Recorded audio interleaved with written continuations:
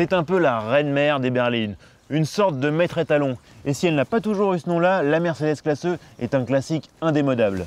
Aujourd'hui, elle nous revient dans cette nouvelle génération que Mercedes présente comme la plus technologique de l'histoire. Une sorte de voiture du futur en avance. Alors est-ce que c'est une vraie révolution ou simplement l'évolution d'un grand classique?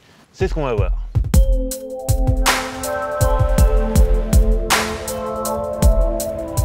Mercedes a bâti sa réputation sur la sécurité et l'innovation technologique. Oui, mais voilà, la firme à l'étoile est désormais concurrencée par de nouvelles marques issues de la Silicon Valley comme Tesla et son impressionnant système de pilote automatique. Du coup, Mercedes a décidé de frapper un grand coup avec cette nouvelle génération de classe E aux assistances à la conduite perfectionnées. La voiture du futur serait-elle déjà là ?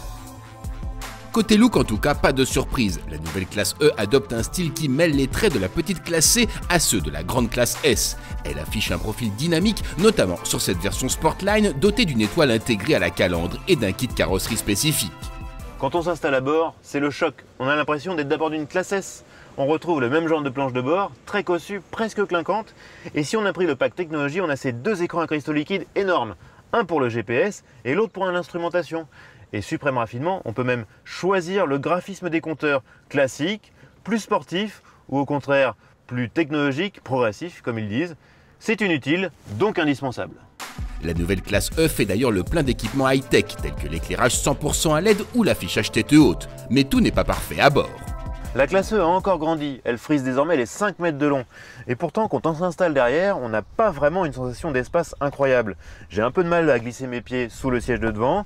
Et comme vous le voyez, la place centrale, c'est plutôt un strapontin à réserver au dépannage. La classe E inaugure surtout le système Drive Pilot qui maintient automatiquement l'auto dans sa file jusqu'à une vitesse de 210 km/h. Ce dispositif est également capable d'ajuster automatiquement sa consigne de vitesse en fonction des panneaux de signalisation ou des données du GPS. Pour autant, contrairement au pilote automatique d'une Tesla Model S, le Drive Pilot de Mercedes impose de garder les mains sur le volant ou à proximité. La voiture autonome n'est donc pas encore pour aujourd'hui, mais on s'en approche. Les progrès de la classe E concernent aussi la mécanique, puisqu'elle adopte un tout nouveau moteur diesel 2 litres de 190 chevaux, un bloc pensé pour les futures méthodes d'homologation qui met l'accent sur la sobriété. Et ce moteur, c'est un vrai progrès, parce qu'il est nettement plus silencieux que le précédent, il est très doux, il ne vibre pas, et surtout avec cette boîte à 9 rapports, il est d'une sobriété assez incroyable. Pour tout vous dire, sur route, il est possible de descendre sous les 6 litres très facilement. Moins de 6 litres au 100, pour une berline de cette taille-là, c'est vraiment impressionnant. Technologie de pointe, moteur sophistiqué, la classe E est-elle révolutionnaire pour autant? Pas vraiment, car si vous êtes un habitué des précédents modèles, vous ne serez pas trop dépaysé. En fait, cette voiture, elle reste vraiment fidèle à l'héritage de la classe E. À savoir que c'est une berline qui met vraiment l'accent sur le confort, et le confort avant tout. On a une insonorisation excellente, des suspensions très souples, parfois un peu trop. Alors on a beaucoup de pompage, de phénomènes de roulis. La solution pour ça, c'est d'opter pour la suspension pilotée, qui permet d'avoir un amortissement un petit peu plus ferme. Mais bon, le problème, c'est que ça a renchéri un petit peu la facture.